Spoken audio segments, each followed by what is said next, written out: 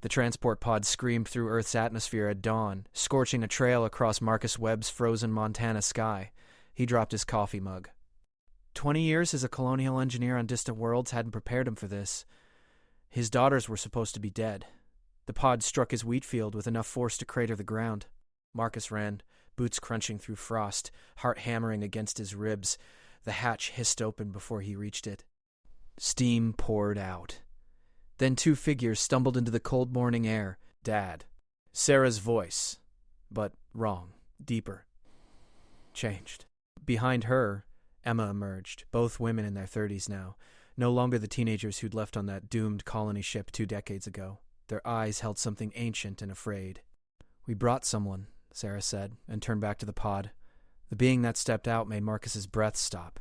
She was tall, impossibly tall, with skin that shimmered like oil on water, deep purples flowing into midnight blues, 4 arms, elegant and precise, eyes that held galaxies. She wore armor that seemed grown rather than forged, organic plates that shifted with each breath. A crown of living crystal pulsed at her temples. "Father Webb," the alien said in perfect English, her voice like wind through crystal caves. "I am Queen Zathera of the Veiled Throne. Your daughters saved my life. Now I need your help to save my people." 3 black ships tore through the clouds. "Inside!" Marcus grabbed Sarah's arm. "Now!" They ran for the farmhouse as energy bolts carved smoking trenches in the field. The pod exploded behind them, a fireball that sent them sprawling. Marcus hauled the queen up. Her skin was fever hot, and she stumbled. "Wounded. Hunters," Zathera gasped. "They followed us through the jump." Emma kicked open the farmhouse door. "Basement." "Dad, you still have the bunker? From the colony wars?" Marcus hit the floor panel. Steel doors ground open, revealing stairs down into darkness. "Go!" Sarah supported the queen while Emma provided cover, a weapon Marcus had never seen before spitting plasma at the descending ships. They piled into the bunker as the farmhouse above exploded into splinters. In the darkness, breathing hard, Marcus activated emergency lights. The bunker was exactly as he'd left it. Supplies, medical station, communications array from his military days. "Start talking," he said, looking at his daughters. 20 years, we had a funeral. The colony ship Meridian was declared lost with all hands. "We were lost," Sarah said quietly. "Just not dead." Emma pulled medical supplies from her pack, working on the Queen's wounds. "The ship didn't malfunction, Dad. We were captured, taken to the contested regions beyond mapped space." Zathra's breathing was labored. "I was a prisoner too. Political marriage turned cage.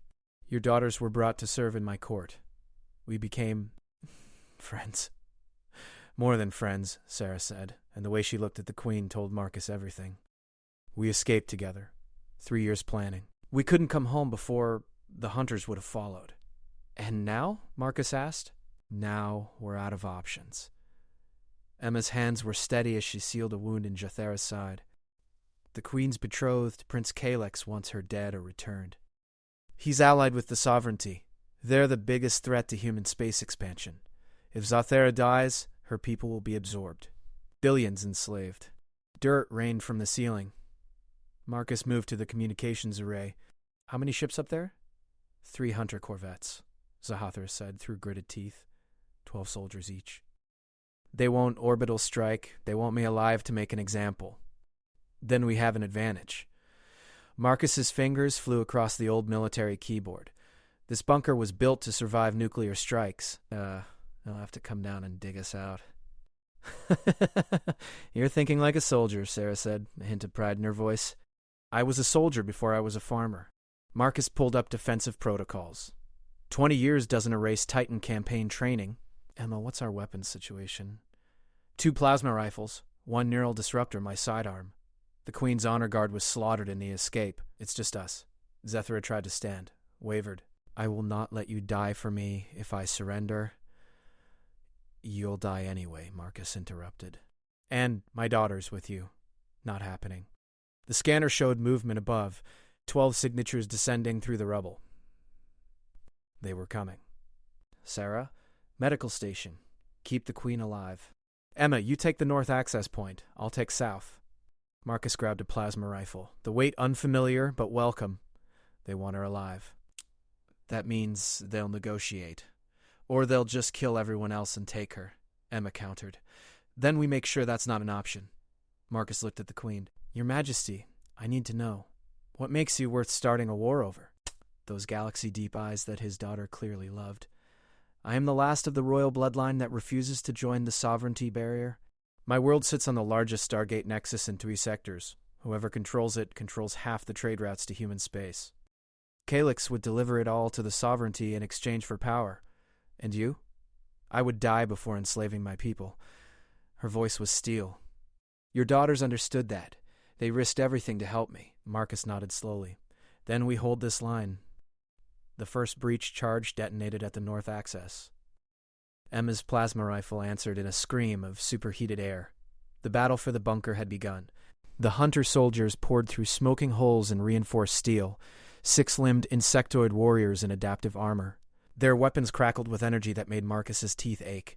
Emma dropped the first 3 with precise shots, years of combat experience evident in her stance. South breach in 10 seconds, Marcus called, watching his scanner. He positioned himself behind a support column, rifle ready. They're coordinating. The southern wall exploded inward. Marcus fired, his first shot taking a hunter in the thorax. Its chittering scream echoed as it fell. 2 more scrambled through. Marcus rolled, came up firing, muscle memory from Titan taking over. 1 down. The second lunged, forearms reaching with blade-tipped fingers. Sarah's neural disruptor hummed. The hunter convulsed and dropped. Thanks, Marcus gasped. Even, Sarah said, moving back to Zathera. The Queen was on her feet now, one arm pressed against her wounded side, the other 3 moving in patterns Marcus didn't understand. The air around her rippled. Above them, through the shattered ceiling, one of the hunter ships listed sideways and smashed into another. She's a psionic, Emma shouted over the weapon's fire. Royal bloodline. That's another reason they want her. Marcus emptied his rifle into the north breach, buying time. How many left? 18. They're regrouping. A voice boomed from above, speaking in clicks and whistles. Zathera translated, her voice strained, Prince Calyx himself. He says surrender me and you'll live. Tell him to go to hell, Marcus said, reloading. Zathera's laugh was bitter. I already did. He's not pleased. The ceiling tore open. Not explosives this time, pure telekinetic force. Calyx descended through the gap, and he was magnificent and terrible. 12 feet tall, armored in living metal that flowed like mercury, his crown burning with hostile light. His face was beautiful and cruel, features similar to Zathera's but twisted with arrogance.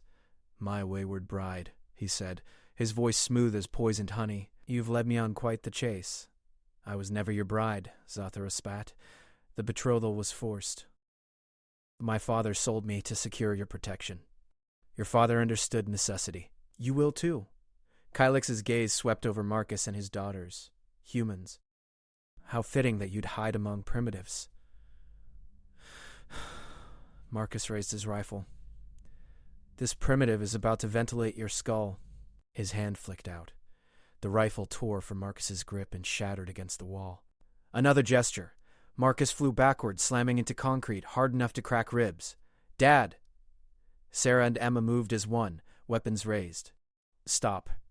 Zathera stepped forward, and power radiated from her despite her wounds. This is between us, Calyx. Let them go. So you can run again? The prince smiled. I'll kill the old male first, then the daughters. Slowly. You'll watch. Then you'll understand the price of defiance. Zathera's forearms spread wide. The air turned electric. You'll have to kill me first. If necessary. Calyx's power gathered, visible as dark flames around his hands. Your death will be mourned, your people will be told you died a martyr, killed by human terrorists. The sovereignty will have its excuse to cleanse this sector. Billions of your precious subjects will thank me for liberating them. Like hell, Emma said, and fired. The plasma bolt splashed against Calyx's shields. He didn't even flinch. His counterattack was casual, a wave that sent Emma crashing into medical equipment. Sarah screamed and fired the disruptor. Calyx caught the beam in his bare hand, absorbed it, and flung it back. Sarah collapsed, convulsing. Marcus tried to stand. His ribs were definitely broken. Vision blurred. He watched helplessly as Calyx advanced on Zathera, their powers clashing in a storm of force that shattered concrete and twisted steel. But Jathera was wounded, tired. Her defenses flickered. Kylix struck. The queen fell to her knees, dark blood, purple-black like her skin, pooling around her. Sarah crawled toward her, tears streaming. "No," Sarah whispered. "No, please." Kylix stood over them, touching. "The human loves you. How disgusting." He raised his hand for the killing blow. Marcus's hand found cold metal. The old bunker had one last secret, a relic from the colony wars. His fingers closed on the detonator. "Hey, Prince. I lied about surrender. The EMP burst from hidden emitters built into the bunker's walls, a pulse designed to fry any electronics within 100 meters. It wouldn't affect organic beings, but the Sovereignty's adaptive armor, their weapons, their shields, all tech-based. Kylix's armor seized. His shields collapsed. For one perfect second, he was vulnerable. Zathira struck with everything she had left. 4 hands became 4 blades of pure psionic force. They punched through Kylix's chest, through his hearts. He had 3, and erupted from his back in sprays of luminescent blood. The prince's eyes went wide, disbelief. Then nothing. He toppled like a falling tower. Silence, broken only by ragged breathing. "The hunters," Emma groaned, forcing herself up. "They'll have felt that." But through the shattered ceiling, Marcus saw the remaining hunter ships fleeing, burning hard for orbit. Without their prince, without orders, they were running. Zathera collapsed. Sarah caught her, cradling the queen's head. "I've got you," Sarah whispered. "I've got you." Marcus dragged himself over, his combat medic training from 40 years ago surfacing. The wounds were severe, but Jatera's physiology was different, stronger. With the right care, Emma, medical synthesizer. Now. His hands worked on autopilot, sealing vessels, stabilizing. "Sarah, talk to her. Keep her conscious." "You're not dying," Sarah said fiercely. "Not after everything. We didn't escape that nightmare just to lose you here." Zathera's eyes focused on Sarah's face. "I love you," she said simply. "I should have said it before. I love you. I love you too, so you don't get to leave me. Understand." The sentence smile touched Zathera's lips. Marcus worked for hours. Emma assisted, her field medicine skills far exceeding his own. Together, they pulled the queen back from the edge. As dawn broke, a second dawn, the sun climbing higher, Zathria's breathing steadied. "She'll live," Marcus said finally, sitting back against rubble. But she needs proper treatment, a hospital. The moment she surfaces, every sovereignty asset will converge. And now that Kylix is dead, they'll come in force." Then what? Marcus looked at his daughters. His incredible, impossible daughters who'd survived 20 years in hell and come home. What's the plan? "We go to her people, the veiled throne worlds. With Kylix dead, the forced betrothal is void. She can reclaim her crown." "They'll fight you every step," Marcus said. "We know." Emma's smile was hard. "That's why we came home. We need help. We need someone who knows how to fight against impossible odds." Marcus looked at his destroyed farm, at the alien prince's corpse, at his daughters who'd become warriors. He thought about the quiet life he'd built here, the peace he'd earned after the wars. Then he thought about Zathera, about what she represented. A royal who'd rather die than see her people enslaved, about Sarah's love, fierce and unbreakable, about Emma's loyalty. "All right," he said. "I'm in." Zathera's eyes opened. "You would do this?" "Risk everything." Marcus met her galaxy-deep gaze. "You're family now. That's what we do for family." The queen's 4 hands found Sarah's, squeezed gently. "Then we move as soon as I can stand. I have a throne to reclaim, and humanity's first true ally among the stars to secure." "The sovereignty won't allow it," Emma warned. "The sovereignty," Zathera said, "is about to learn what happens when they underestimate humans." She looked at Marcus. "Your people survived the colony wars, built an empire from nothing. And if the legends are true, you did it by being too stubborn to quit." Marcus laughed, pain shooting through his broken ribs. "That about sums us up." Above them, stars appeared in the brightening sky. Somewhere up there, fleets were moving. Powers were shifting, and one lonely farmer from Montana had just become the most unlikely player in a galactic game. Sarah helped Zathera sit up. "How long do we have?" "The Sovereignty Council meets in 3 cycles," the Queen said. They'll vote on intervention protocols for the Veiled Throne worlds. If I don't appear before them to contest the claims, my people forfeit their autonomy." 3 cycles is what in Earth time? Marcus asked. 11 days. Then we've got work to do. Marcus pulled himself to his feet, ignoring the protest of his body. "Emma, what assets do we have?" "1 jump ship hidden in lunar orbit. The Whisper stealth-capable, armed fast. We used it to escape the contested regions. Can it make the journey if we don't get intercepted?" "What about allies?" Marcus's tactical mind engaged. "Zathera, your people, how many still loyal?" "My royal guard was decimated in the escape, but there are resistance cells. Military commanders who refused Kelix's authority. If I can reach them, broadcast proof I'm alive, they'll rally," Sarah finished. "We just need to survive long enough to light that fire." Marcus looked at the bunker, at the weapons scattered around, at his daughters who'd become soldiers in alien wars. He thought about the farm, about the quiet life. Then he thought about what his girls had suffered for 20 years, what they'd endured, what they'd become. "I spent 20 years missing you," he said quietly. "Missing the girls you were. But I'm proud of the women you've become. Warriors. Survivors." He looked at Zathera. "I'm proud my daughter loves someone worth dying for." Zathera inclined her head. "I will prove worthy of that love, Father Webb. This I swear. Just Marcus." He extended his hand. She took it with one of hers, her skin still fever-hot but grip strong. "Family doesn't need titles." Emma was already packing gear. "We need to move before sovereignty reinforcements arrive. They'll have detected Kylex's death signature." "How long?" "Hours, maybe less." They worked quickly despite injuries. Marcus grabbed his personal effects, photos, his old service medals. Nothing else mattered. Sarah and Emma carried Zathera between them. The Queen protested but lacked strength to argue.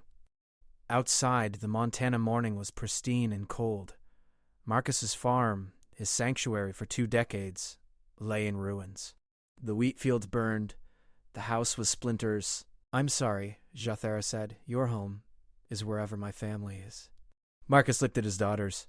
"And my family just got bigger." In orbit, the Whisper received the signal.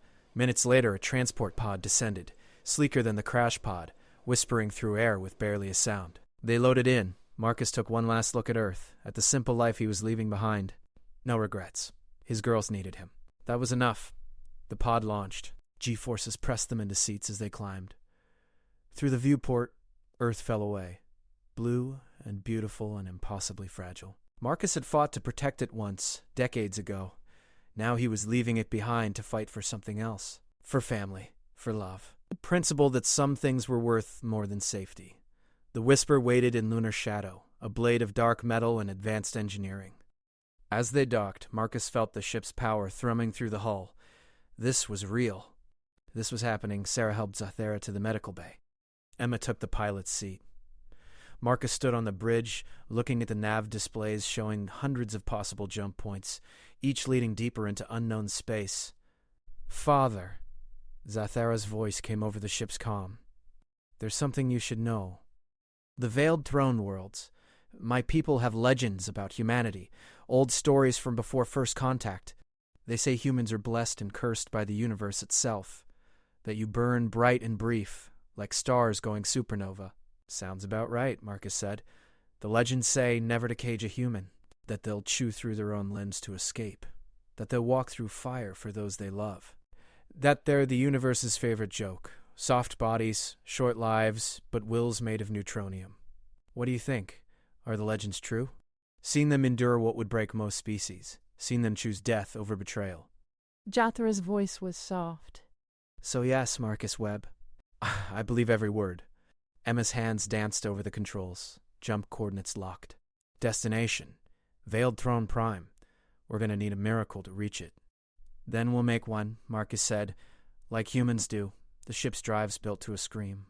Space itself began to tear open before them, a wound in reality leading to elsewhere. Leading to war. To impossible odds. To a fight that would reshape the balance of power in the galaxy. Marcus thought about quiet mornings on the farm, about coffee and wheat fields, and peace. He thought about Sarah and Emma as children, before the colony wars, before the loss. Then he thought about who they'd become. About the love Sarah had found in the darkest places, about the family they'd built from ashes. The jump engaged. The whisper punched through into the unreality between stars, carrying 4 souls toward destiny. 1 old soldier, 2 warriors, and a queen without a throne. But they were together. And sometimes Marcus thought as the stars streamed past, sometimes that was the only miracle you needed. The war for the Veiled Throne was about to begin, and humanity had just entered the game.